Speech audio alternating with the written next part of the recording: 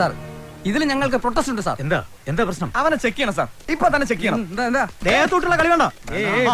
കുട്ടികളെ എന്താ പ്രശ്നം?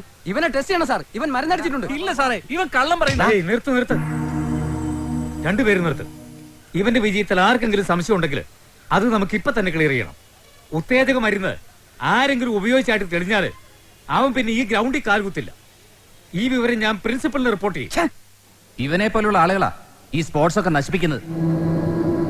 ലോകത്ത് നിരോധിച്ചിട്ടുള്ള മരുന്നുകൾ ഉപയോഗിച്ചാലുണ്ടാകുന്ന ദൂഷ്യഫലങ്ങളെ കുറിച്ച് നിനക്കൊക്കെ അറിയാവോ? മാരകമായ മരുന്നുകൾ ഉപയോഗിച്ച് നിന്റെയൊക്കെ ശരീരം പോകുന്ന പോട്ടെ, ബാക്കി കഴിവുള്ള ഈ കുട്ടികളുടെ ഭാവിയും കൂടിയാ നീയൊക്കെ ഇല്ലാതാക്കുന്നത്. നിങ്ങളൊന്ന് പുറത്തിറങ്ങി നിന്നേ. ഒരു എക്സ്പെർട്ട് എന്ന നിലയിൽ നിങ്ങളുടെ അഭിപ്രായം? ഇതിന് ശിക്ഷിക്കല്ല വേണ്ടത്, മറിച്ച് ഉത്തേജക മരുന്നുകളുടെ ഉപയോഗത്തിനെതിരെ വ്യാപകമായ ഒരു ബോധവൽക്കരണമാണ് ആവശ്യം.